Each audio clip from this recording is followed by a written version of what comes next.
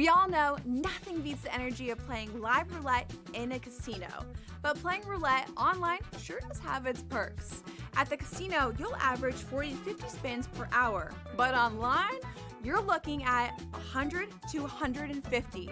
The more spins, the more chance of wins. Now, go get lucky. See you in Las Vegas.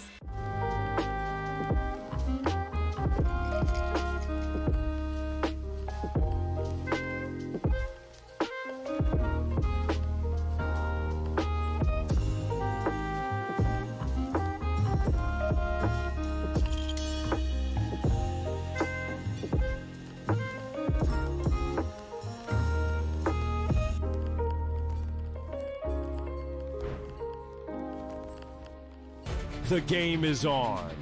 The stakes are high. But the action isn't just on the field. He's rearranging that ring.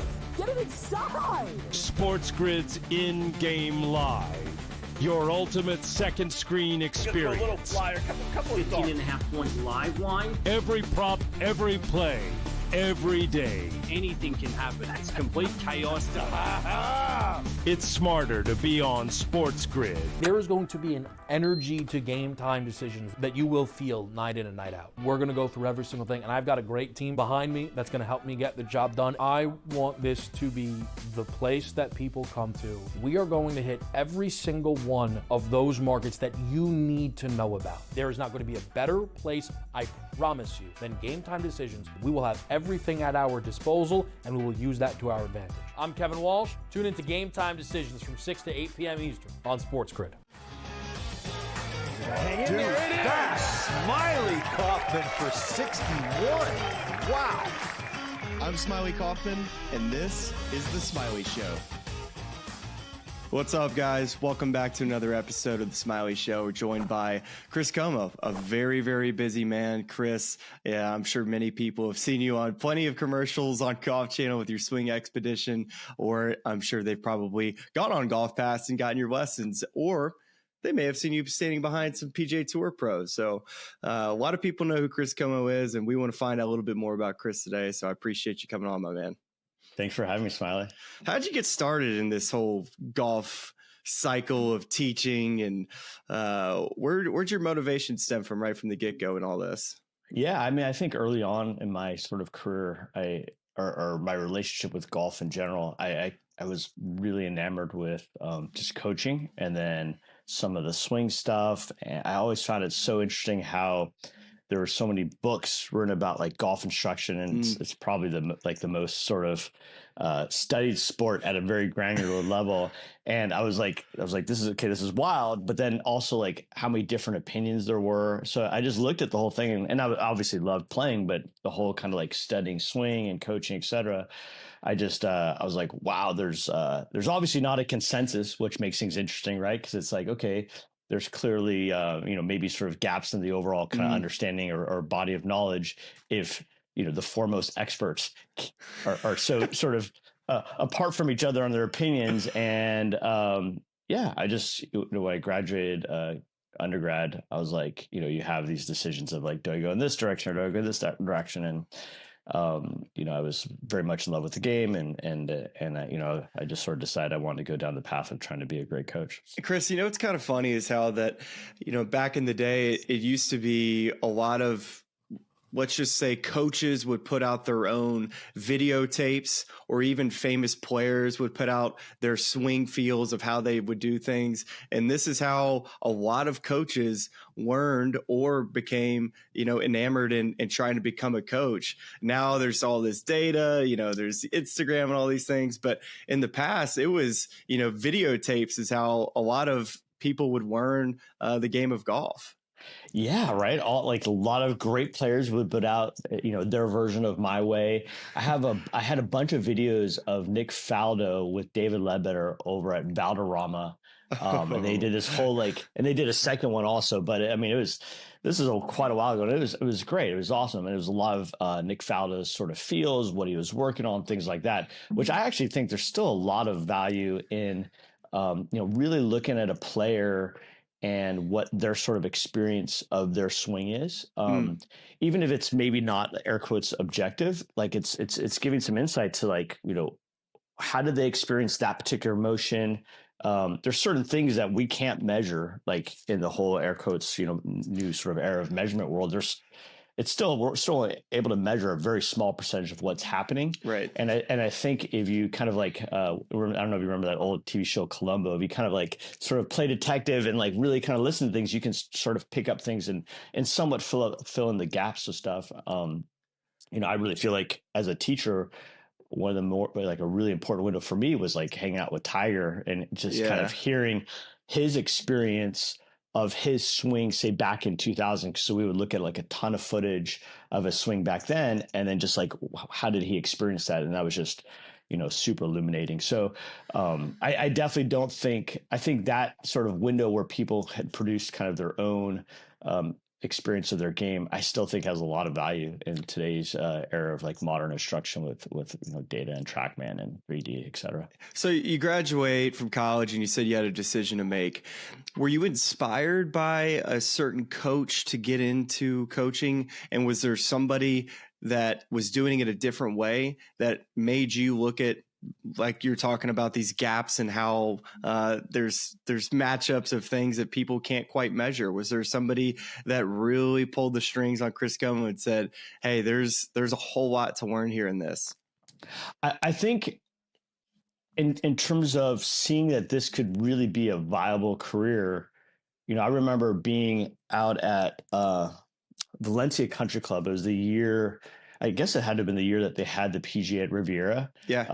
And then they moved it, the LA, or I think it was maybe the Nissan Open at the time. I don't even remember, but they moved it to Valencia for 1 year. And Nick Faldo was out there with Ledbetter, and I was more interested in getting, I was like a kid, right? I was more interested in getting Ledbetter's autograph than Faldo's autograph. That's when yeah. So, but it's like that whole guard of, Butch and Jim McClain and, Mike Adams. And, there's just so many of them, like, guys like that maybe weren't as like mainstream, but like Jimmy Ballard, like they built like really nice brands and careers for themselves. I say brands, there's brand didn't mean anything back then, but like they built like really nice sort of careers for themselves.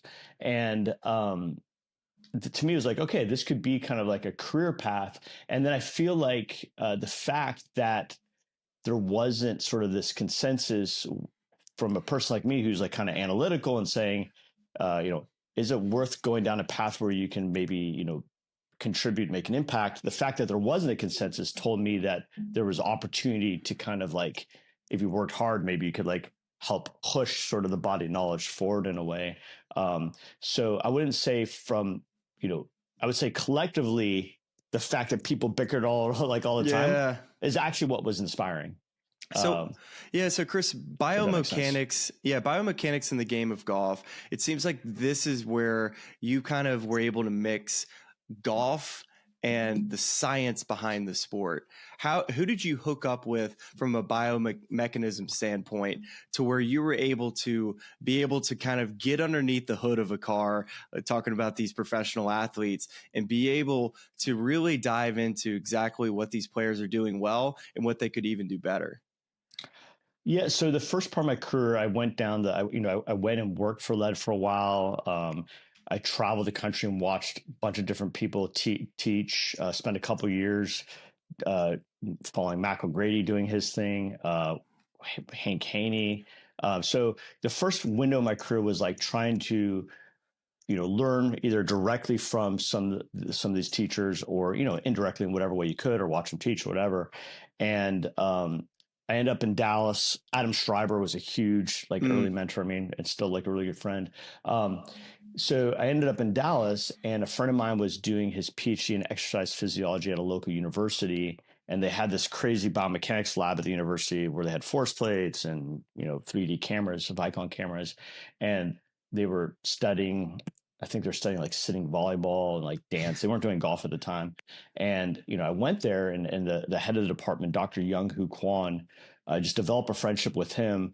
And that evolved into me bringing golfers to collect data at the university.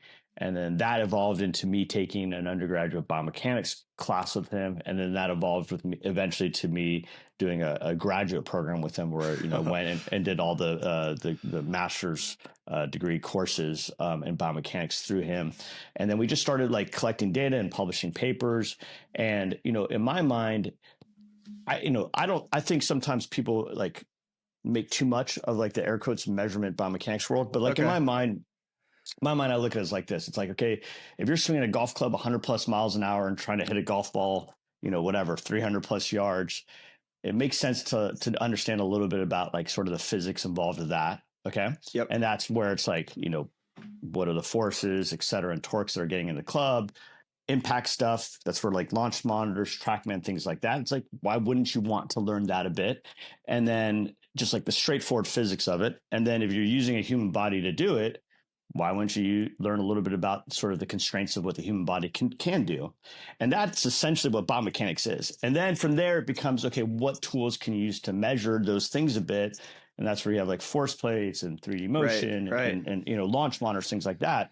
But that's all just sort of like measuring what's happening. That doesn't necessarily explain why one guy's really good and another guy's not really good. And that's where there's still kind of like this ongoing, how do you like continue to do research to understand that better? And I think that's going to last well past my lifetime. So that's a never ending thing. But this is where, you put the biomechanics in one bucket, but then it's like, there's the bucket of great teachers who've just figured it out through massive trial and error. Like to me, it's like, I like learning from them because in the trenches, they figured things out.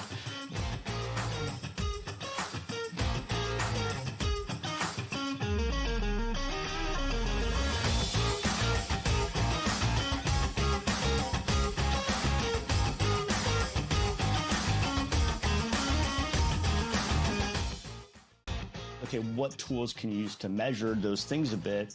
And that's where you have like force plates and 3D motion and launch monitors, things like that.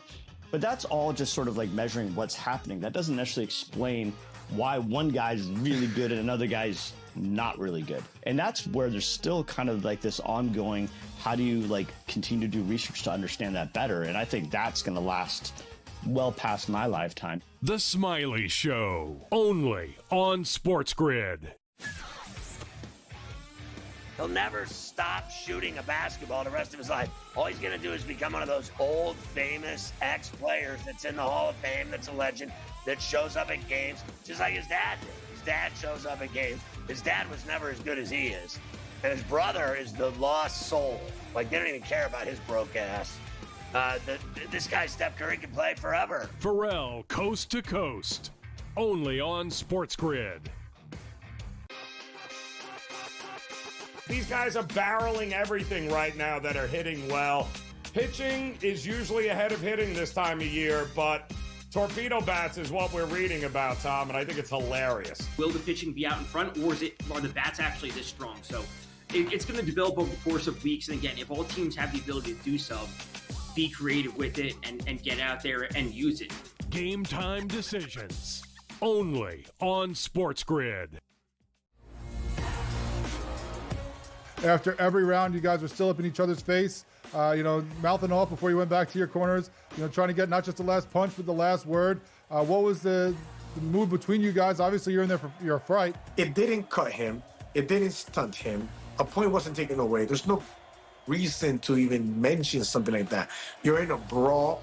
Things are happening. Accidents happen. Only on SportsGrid.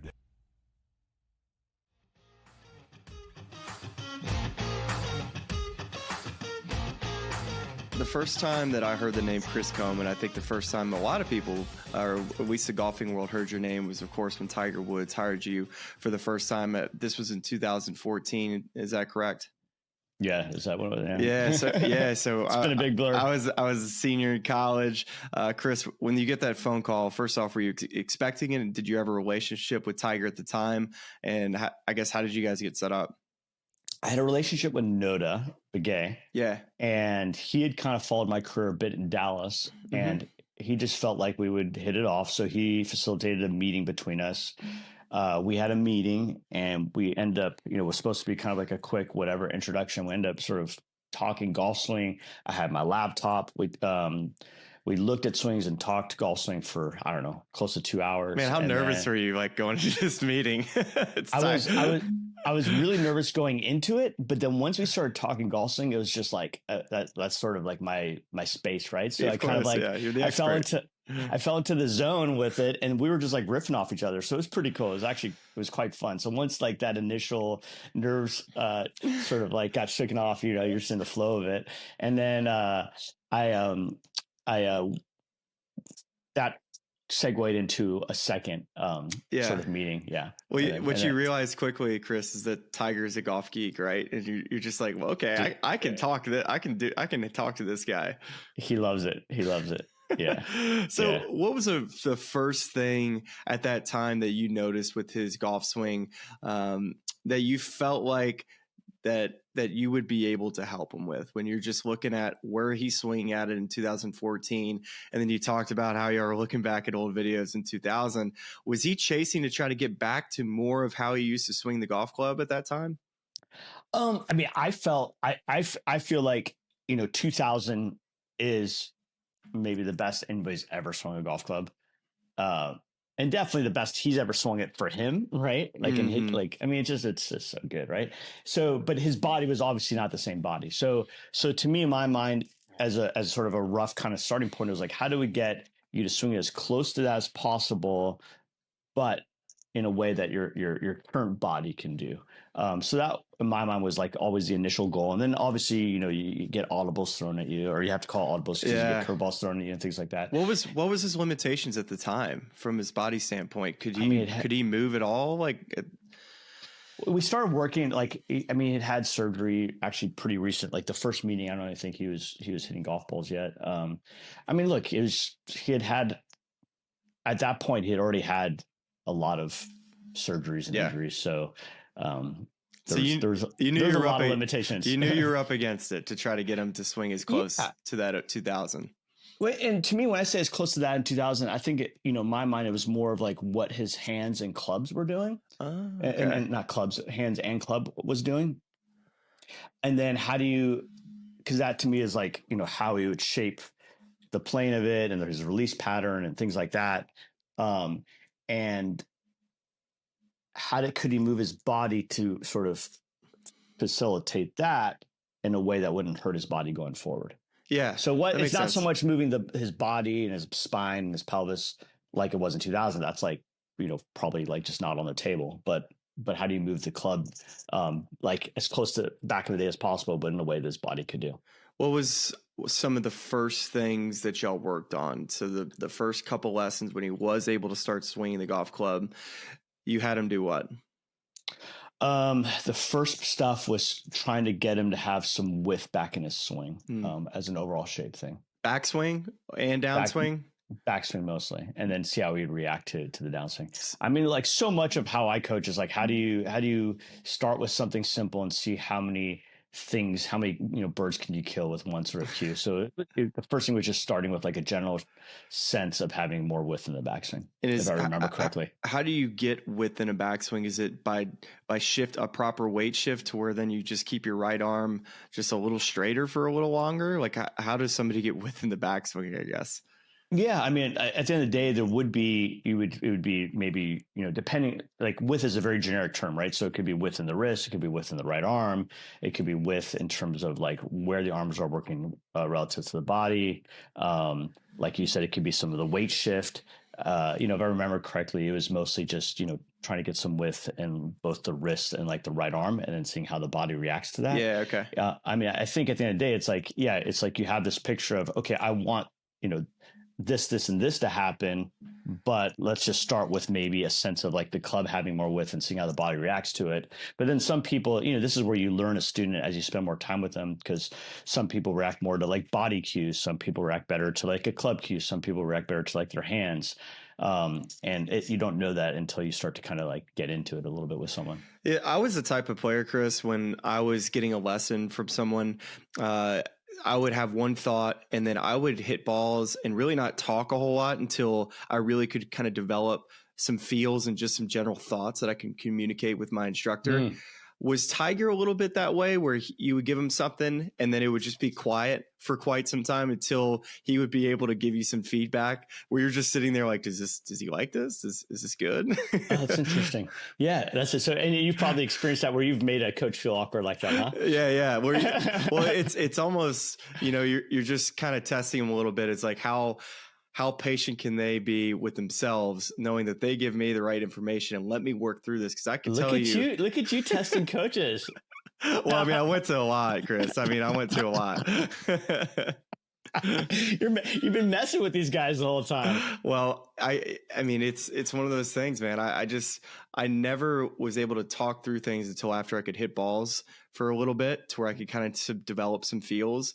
I would say later on in my career, I probably didn't have as much of that just overall mindset going into lessons. I was probably taking I wanted to know how to do everything versus before it was me kind of developing my own feels, which is, I think, one of the big keys of how I kind of lost ownership in my own self along the way. But whether it was, does that make sense, that question? Yeah, no, it does. But so I'm gonna ask you a little bit now. But yeah. So I would say it was probably a mix of things. Like there was times when he would want to understand things a little bit more, like because were down times also where he couldn't really hit a bunch of balls. So it was like, looking at video and then he would kind of meditate on things and then come back with his own insights. But there's times when, similar to what you're saying, okay, he would hit balls and be quiet.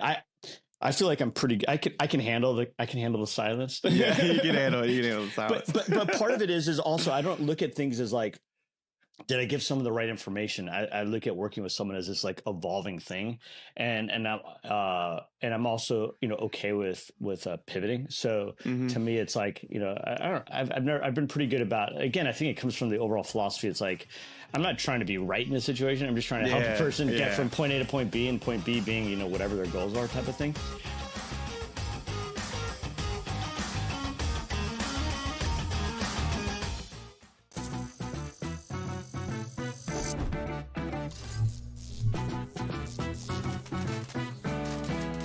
Did you know sportsbooks tend to draw up tighter bet lines for events that get even more bettors, like championship games or major matchups? My tip? Try betting on less popular sports. You might have a better shot at beating those odds. Now, go get lucky. See you in Las Vegas. Let's get lucky. The two guys that can do it all. Too much electricity this morning. This is a good time. We're having a lot of fun. I had to do a triple take. Ka-ching! Why? Because of parity. I didn't mean to offend. Yeah, it's not going to happen. Load management is a dirty word. Let him rip. You know what? Circumstances provide the results. What? How do you do this one? Oh, Donnie, you got such a good show there. A network that is booming. The Early Line, only on SportsGrid. They won the game, and a lot of people, I think, are, prematurely writing them off. Like, I heard a lot of people say they're not even making the playoffs this year. What I give them credit for right now, Scott, I'm not going to pencil them to win the division yet. Let's see how they do. What I give the Red Sox credit for, and this sounds like silly, I give them credit for actually trying this year. Pharrell Coast to Coast, only on SportsGrid. Okay, what tools can you use to measure those things a bit? And that's where you have like force plates and 3D motion and launch monitors, things like that.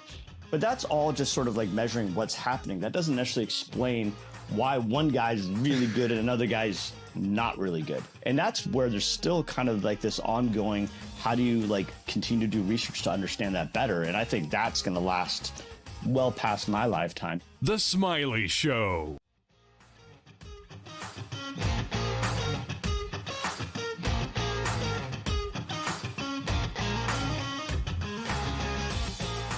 But so that's interesting. So early on, when you would get lessons, you would kind of have like that sort of scenario. But then later on, you were kind of more like trying to understand it intellectually. And then is that how you would say things shifted a bit? Yeah. Which at the end of the day is like, that's not the goal of a good player, is to understand it intellectually. Right? The goal is to play good. The goal is to play good. And I think it was much more of understanding how I can eliminate my thoughts down to like one or two things. Can I simplify it enough to where, hey, that thing that you said, yes, it helps me hit it better, but I can't think about that over the golf ball. So there was a process of figuring out, okay, this works for me over the golf ball and this doesn't. And I want to try to get more into the mindset of thinking about this particular thing and how can we get to where we can just focus on this. And that can be really hard as a coach, right? You see the whole puzzle of how things have to happen, but a player sometimes can only see one feel, and this is what they have to get to. So you're having to connect all of these different dots. It's like playing Jenga, right? And sometimes it can be very difficult, I imagine, as a coach. Yeah, and then there's even like, what is the feel you can do under pressure, which, you know, obviously you need Yes. some pressure to sort of test that, but that's sort of like the next kind of like version of what you're saying. And then, yeah, I mean, I think, and it's like if someone for whatever reason needs to make a pretty big shift in their golf swing, I feel like the timing of things is really important too, where it's like, you know, you want to pick windows like in the season or off season or whatever it is to bite off certain things. And then, you know, sometimes like if you have room, you can cycle through stuff where it's like you can make maybe a little bit of a shift in certain parts that you both know aren't going to necessarily translate to like in a tournament, like as a feel. Totally. But then you start to settle in on, okay, everything else is like you're saying, the big puzzle, everything else is a place that fits well. But how do you now settle in on where it matches to this cue? That's something you feel like you can do like under pressure type of thing. So Tiger might not be the answer here from 2014, 2017, but so often or so many players have come and seen you over the years, Chris, where you're constantly giving them advice, you're giving them lessons. Has there been a player, whether it was Tiger or someone else, that has given you advice, or you found that you learned something from that player that you've been able to kind of implement in how you coach players moving forward? I mean, I'd like to say everybody. Yeah. I mean, spending time with Bryson, you know, it was like 5 years or so was amazing. I mean, that was its own crazy kind of rabbit hole to go down with a person. You know, it was interesting with him because we did make this sort of, we worked for 2 years where it was more of like, you know, here's his sort of like, you know, how do you keep him in his personal sweet spot? And, you know, I think he won 2 or 3 times. And then during COVID, he was like, man, I want to get more speed. So it became Wait, this is meathead time. This is like meathead. I worked with him before. So I started working with him in 2018 and, you know, he had won, I don't remember exactly, but I know he'd won 2 playoff events. I remember that. Exactly. Yeah, it's like up in Caves Valley. Right. Exactly. And then COVID happens and he's like, and we had talked before that where it's sort of like, okay, because I do a lot of stuff with like, say, you know, a stats person. Mm-hmm. And to me, it's always like, okay, where are the places that someone could, you know, find improvement, get edges type of thing in a realistic way? And how does it fit the overall ecosystem of their game? And, you know, we had started talking and, you know, he felt like hitting it farther was a place that he could get a lot better. Yeah. And because he was so straight too off the tee. So now you have some wiggle room where if someone's already kind of like wayward, it's like you don't have wiggle room for gains. I actually did last year, I created this graph with Chris Brody, Mark Brody's son, and it was showing a person's strokes gain potential as they increase club head speed given their angular dispersion off the face. And it's really kind of, I thought it's fun to sort of make a prediction of like, okay, this person can truly get meaningful gain if they get more club head speed, whereas this person, it starts to plateau out and you just bring in too much other stuff and then it's like not worth kind of the squeeze type of thing. But anyway, with Bryson, so, you know, we kind of decided to do that. And then during the whole lockdown, I built a lab at my house in Dallas, and he started working out a bunch and we started to make some swing changes. And I mean, that was such a rabbit hole. And I learned so much from that experience. Well, so he was cool. a really, really straight hitter of the golf ball. I personally just remember him during his time at SMU, how straight he hit it. And you go back and look at old videos of how he used to swing it, and you honestly forget how he used to swing the golf club and how really tight and good it was. It was great. I mean, he had spent, you know, his whole life working with Mike Shy, and they had built a really, really solid golf swing. So it was a great place to sort of jump off from it.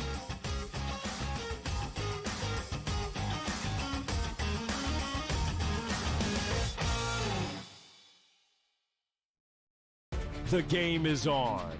The stakes are high. But the action isn't just on the field. He's rearranging that ring. Get it inside! SportsGrid's in-game live. Your ultimate second screen experience. Just a little flyer, couple of 15.5-point live line. Every prop, every play, every day. Anything can happen. That's complete chaos. It's smarter to be on SportsGrid.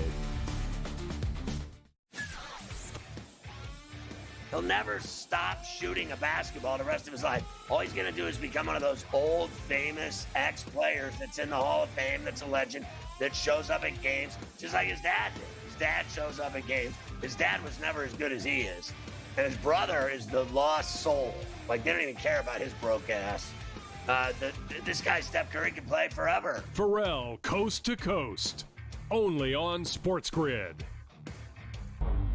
The two guys that can do it all. Too much electricity this morning. This is a good time. We're having a lot of fun. I had to do a triple take. Ka-ching! Why? Because of parity. I didn't mean to offend. Yeah, it's not going to happen. Load management is a dirty word. Let him rip. You know what? Circumstances provide the results. What? How do you do this once? Oh, Donnie, you got such a good show there. A network that is booming. The early line. Only on SportsGrid. After every round, you guys were still up in each other's face, mouthing off before you went back to your corners, trying to get not just the last punch, but the last word. What was the mood between you guys? Obviously, you're in there for your fright. It didn't cut him. It didn't stunt him. A point wasn't taken away. There's no reason to even mention something like that. You're in a brawl. Things are happening. Accidents happen. Only on SportsGrid.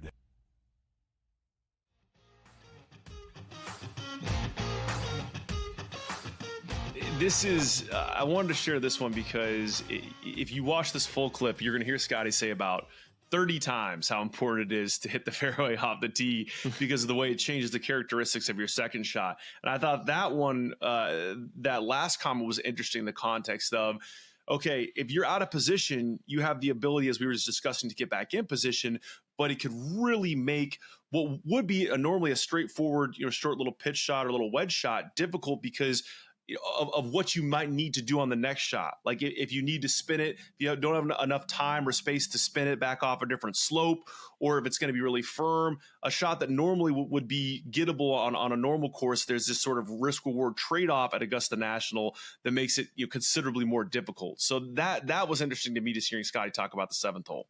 When you miss this fairway, like if you miss it out there to the right, in the middle of those trees, or the left, there's so many trees that are in the way to where you never have a gap. It's always going to be a punch cut if you're in the right, or it's a punch hook if you're over there to the left, and you are looking to put, actually there's three bunkers that are short of this green that guard it, and depending on where the hole location is the bunker that you're aiming at. For the most part, the front middle bunker is always going to be okay, but there's other bunkers that are technically preferable. You never want to be in the back bunkers. That's pretty much always going to be no good to any of the pins.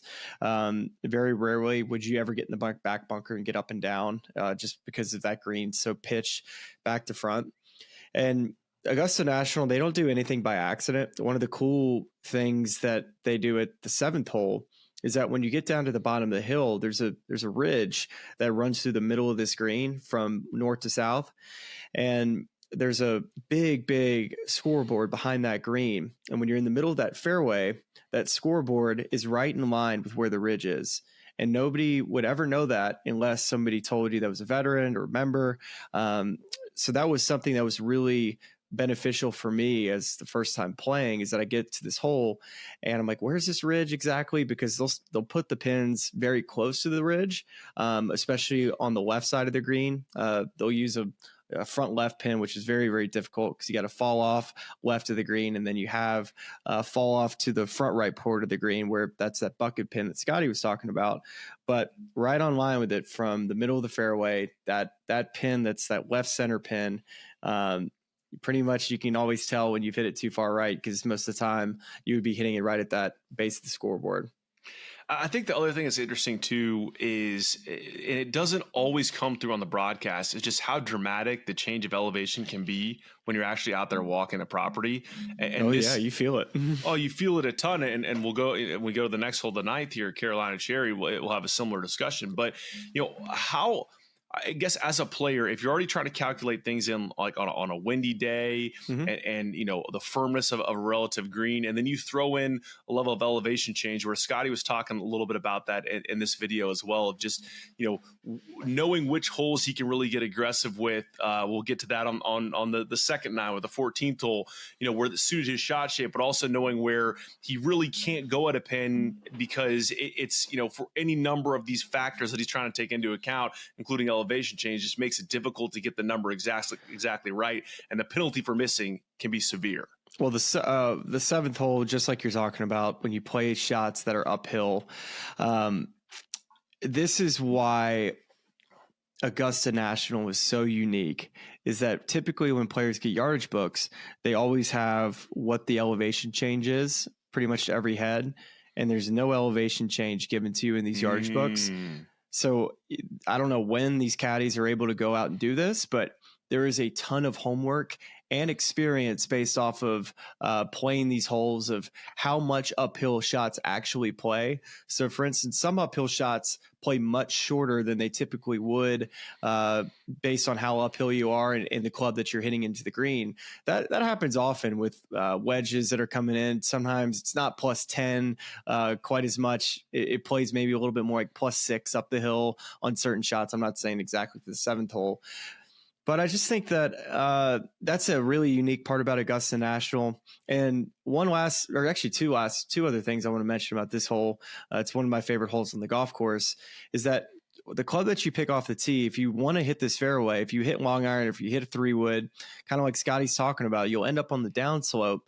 And if you're on the downslope, hitting to an elevated green, the ball is going to come out lower. That first bounce is going to be coming in not quite as steep, so that first bounce could technically bounce over the green, maybe not quite as much spin, especially to the right hole location, which is my favorite hole location to watch and spectate on the entire golf course. When they put it 4 paces off the right side of that 7th green, it is the best seat at Augusta National. You will never be closer to the action ever in your life, and you 1000% will get hit in the knee by a ball that's coming in, because you're that close. It's by far the best spot to go and spectate golf, because you seriously feel like you can just reach your hand out and be a part of the action. It's so cool. I love that pin. There's a little hot tip for anyone who's going to be out there on property this next week. Go grab a chair, plant one there early on the back right side of 7.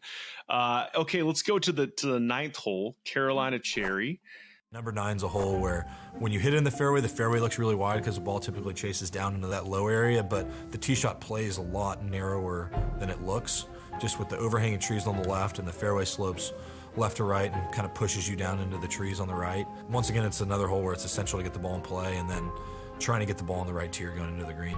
This is one of those holes where you're hitting from so low to such an elevated green, and the tiers there are really, really small, and so it can be very tough to judge the distance.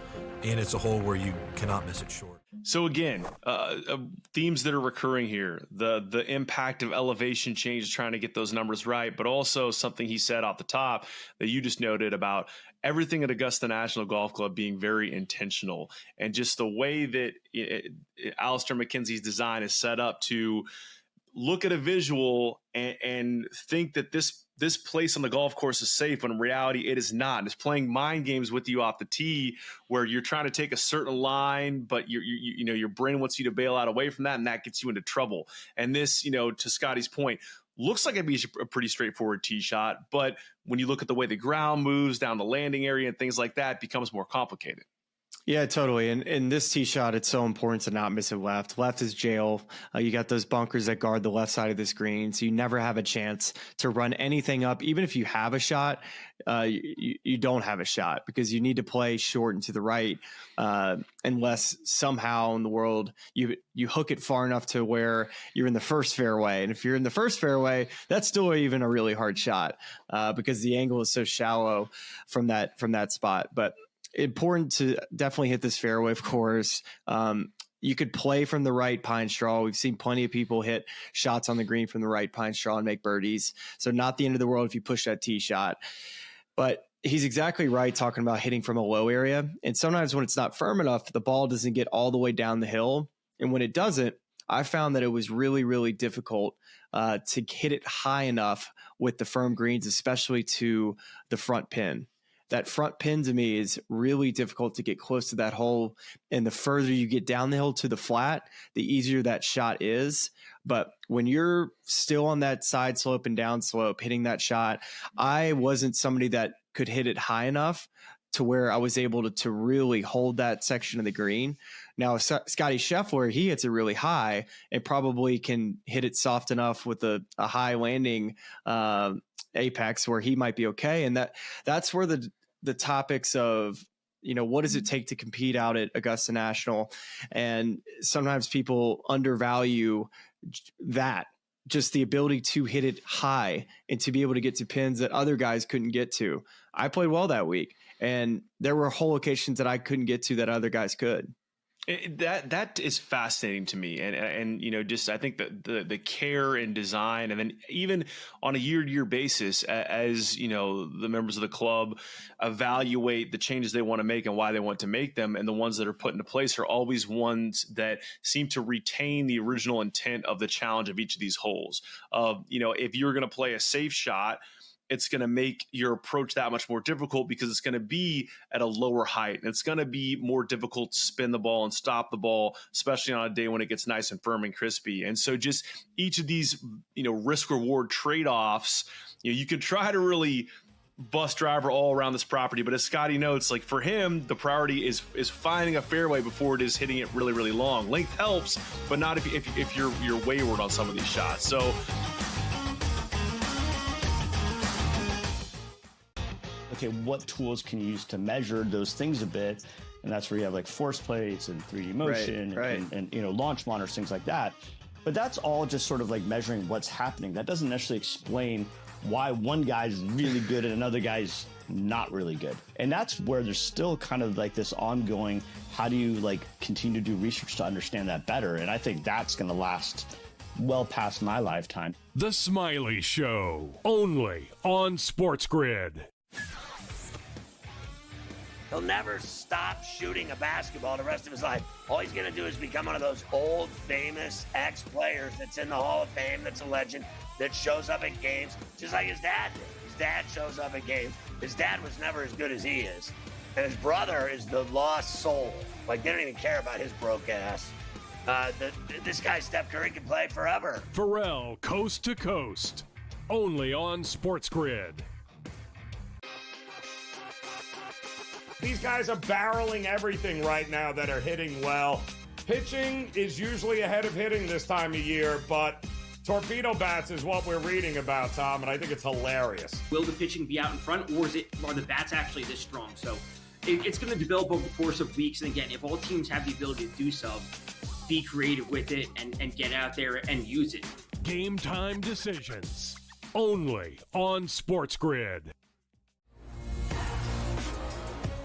After every round, you guys were still up in each other's face, mouthing off before you went back to your corners, trying to get not just the last punch, but the last word. What was the move between you guys? Obviously, you're in there for your fright. It didn't cut him. It didn't stunt him. A point wasn't taken away. There's no reason to even mention something like that. You're in a brawl. Things are happening. Accidents happen. Only on SportsGrid.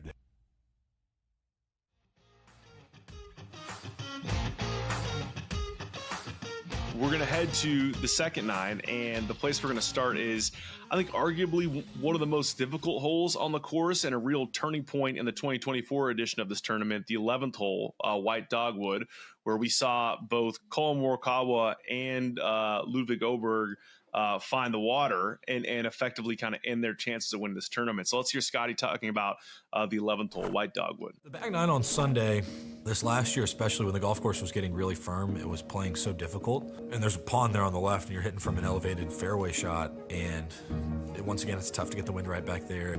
If you see my ball going at the pin there, it's typically an accident because I'm aiming basically at the right edge of the green. I think the goal when you step up on that tee box every time is to make a par, and a birdie is definitely a huge added bonus. I'd be interested to see how many people actually make birdie on Sunday there. That's actually a fun piece of trivia, Smylie. This is going to be hard to place, but just take a stab at this. Since 1942, how many birdies and eagles do you think there have been on the 11th and final round? It's a lot of years. 1942. 1942. It's only how many years is that? A lot of them. A lot of them. Not a math pod, but you can imagine. 140. That's a pretty solid guess. 256. Okay. But if you consider that's however many I don't know 80 plus years or whatever it is of golf, and there's only been that many, that doesn't feel super high. I think this hole is so interesting to me, and I love to hear like the dynamics of what the player thinks about this, because it feels like if you're chasing, and especially you're moving to the last 9 holes of your tournament on a Sunday, and that pin's kind of back to the left, you can't help it, but your brain wants to kind of go pin hunting and try to kind of make some birdies and try to catch up. And here it can spell the end of your golf tournament, and just the amount of discipline required to just stay committed to the right edge of that green, and especially factoring in wind variables as well. Just like what a challenge this second shot at the 11th hole presents. Yeah, it's the easiest fairway on the golf course to hit. Very, very wide fairway. Traditionally, the accuracy on that, it's always going to be at or near the top for the players. It's changed over the years too, because it used to be very wooded over there to the right. Now it's very specific trees that block your way, but still add an element of not just a punch out, which typically at Augusta National, I really like wooded areas like the one at 7, where you get it in there, you just have to punch out. So it really requires you to hit good drives. But I think there's the 11th hole just adds to those just the specific trees that they have over there on the right. It makes you and almost baits you into trying to pull off a shot when you do hit it right off the tee.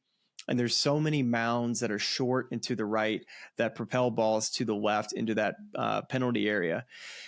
And so let's just start there. Let's start back at the tee box. It aims you up over there to the right, trying to bait you to hit it over there. Really, there's more room left than you think off the tee. So when you get to the top of the hill, like you're talking about, you're always looking at the right edge of the green. But that up and down has been gotten so much more difficult. They've kind of lowered that area a little bit to the right. So they've made that up and down much more challenging. It used to be, let's say if it was 2 to 3 feet below the green surface, let's say it's, maybe an extra foot or 2 below, which makes you really have to figure out, what type of shot you want to play. And, if you're going to try to hit the spinner, you really got to spin it. And I think that's one of the more difficult chips on the golf course, running all the way into that penalty area. But the second shot is made so difficult. Why? It's, guys hit plenty of mid-iron, long iron shots into, greens that are similar size, and they don't have issues with it. But the problem with this setup is it's not marked as a red penalty area. It's not lateral. And this is marked as a yellow penalty area. So what does that mean? So with a red penalty area, you're able to take 2 club lengths of where it crossed, or even if you hook it in there and your golf ball, rolls across the green, there's a chance you could drop on the fringe and putt. But with the yellow, it doesn't matter. You always have to drop the drop zone or take it on the line and where it crossed and take it all the way back with the pin. But there's nowhere to go other than where the drop zone would be. So basically, it's like an out of bounds and a half, or half of an out of bounds basically when you hit it over there, because now the up and down for 5 is made that much more difficult. So that's why players get a little tentative on that second shot, and then they know if they bail right, that up and down is very difficult, like I kind of just described. All right, we'll stay on the second 9 here and move to hole number 14, Chinese Fur, which this one I selected because I thought it was interesting hearing Scotty talk about this specific green, the slopes you can use, and how it catered to his shot shape, especially hitting wedges in on this hole and providing some scoring opportunities, especially on a Sunday. So let's hear from Scotty on Chinese Fur. The pin on Sunday is one that you can attack. They put it there in the middle of the green. You got the big slope back left that brings the ball back down to the pin. And, I've just hit really good wedge shots. I remember the shot in 2022. It was kind of a wedge that I really trapped in there and hit hard. And I think it was a similar shot in 2024. Just hearing Scotty talk about the shape of this green and how, there are certain greens, of course, we've discussed that, you really got to play safe even if you'd like to make a birdie. But this is one where you can capitalize on a Sunday if you need to get one back here. Especially with that whole location, but the whole contour of the fairway works towards Rays Creek. So it's a dog leg left, plays a little uphill off the tee. But where the ball typically lands, it can get a little fast on the right side of that fairway. So sometimes you'll be seeing guys hit 3-wood to help them turn it over, but also to keep it short from running through on the right side to where you have some overhanging limb problems. Another hole in which if you hit it left off this tee into the trees, not a good place to be. You'd much rather be in the right side to where you're playing more up the hill versus like your punch shot is kind of running down the hill. But if you do find the fairway, that is definitely the easiest hole location. But again, the front of this green, you wouldn't believe how big that false front is on the front. Just enormous. And when they put the pins right on top of that false front, especially on the left side and on the right side of the green, you just always have to be past it. If you make your mistake, if you're in between clubs, hit it harder, make sure you're past it, because if you leave it short, and if you happen to be downwind, it's a really, really tough 4. So it's a hole, yes, you can make a birdie on a really, really nice day, but when it's nasty out or if it's windy out, this hole becomes really complicated because this green has so much slope to it. And then too, it's really hard slope from left to right. So especially that left and the back left pin, those are some really challenging ones where you feel like some days you feel like you just have to hit hook shots into the left pins there.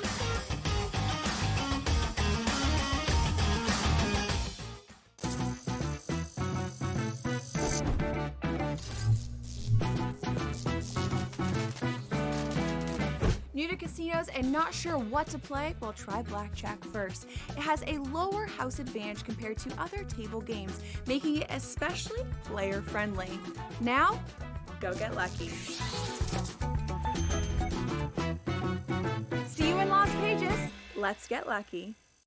Anyone that's been to a sporting event, the atmosphere before a game, I think Game Time Decisions has that same exact atmosphere. This is our arena. This is what we do. There is going to be an energy to Game Time Decisions that you will feel night in and night out. The excitement you get when you lock your bets in, when you're figuring out what you want to do, we can zone in on the biggest games each night. I want this to be the place that people come to before the games start so they feel as ready as possible to lock in their cards. We are going to hit every single one of those markets that you need to know about. We're gonna go through every single thing, and I've got a great team behind me that's gonna help me get the job done. There is not gonna be a better place, I promise you, than Game Time Decisions to get that new information, react to it, and be able to then bet accordingly. We will have everything at our disposal, and we will use that to our advantage. I'm Kevin Walsh. Tune into Game Time Decisions from 6 to 8 p.m. Eastern on SportsGrid. We know what Chris Sale can bring. I was personally high on Schwallenbach. Smith-Shawver, their other starter, looks okay to kind of bad. They need to I don't want to say tread water, so I think that puts it in a bad light, but that's what they ultimately need to do. They need to tread water until Strider gets back, until Acuna gets back, and maybe it's just part of the team morale mentality that we're not at full strength, we need to kick things into gear once those guys get here. Pro Baseball Today, only on SportsGrid.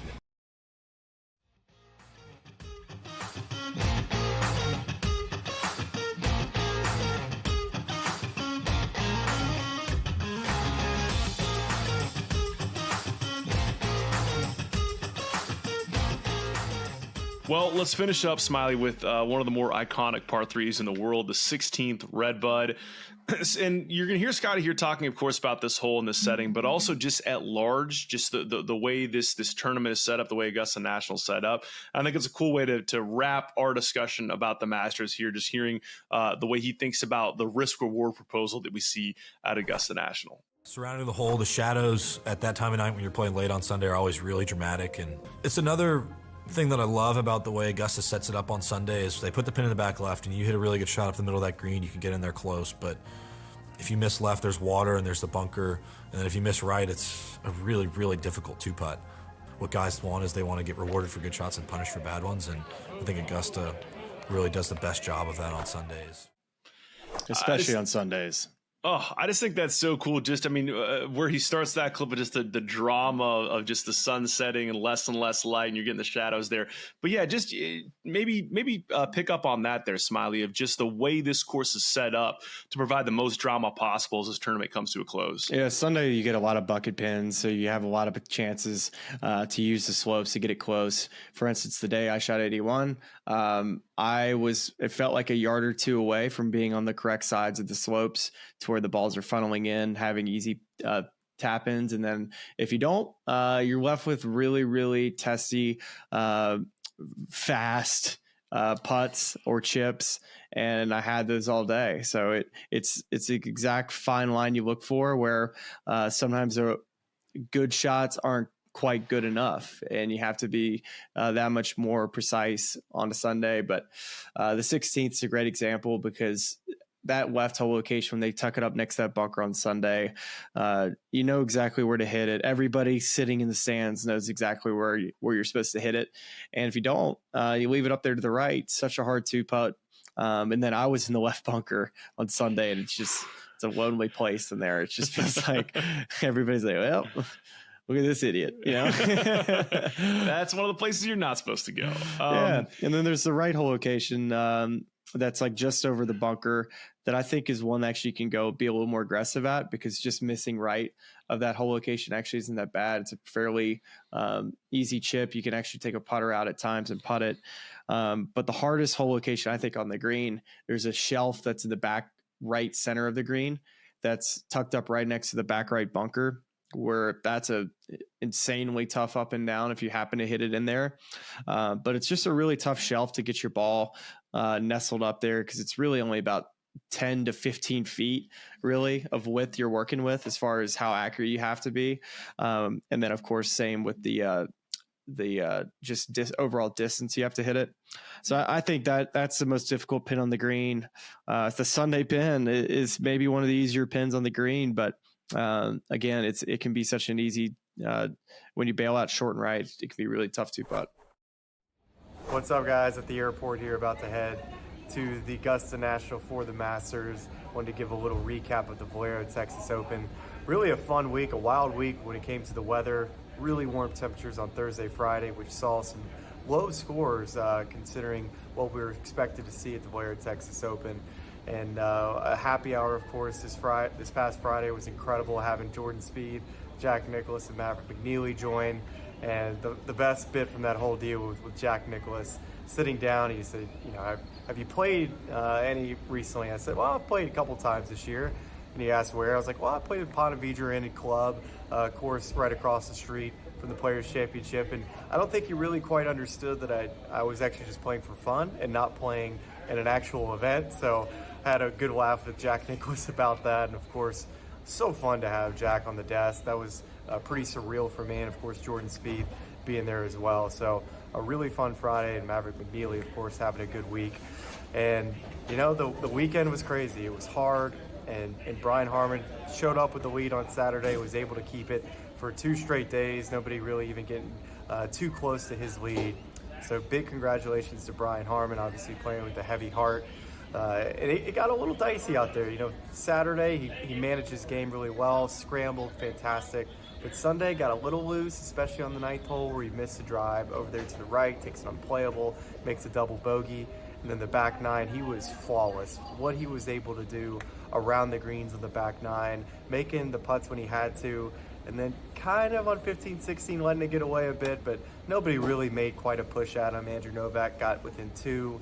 Ryan Gerard tried to make a push, but overall, Brian Harman, he was so steady, so patient, resilient, and just the grindy type of competitor that you had to be at the Valero Texas Open on this weekend in some of the most difficult conditions that I've seen in a long time. So huge congrats to Brian Harman. Really fun Valero Texas Open, and ready to get to the Masters. So see you there.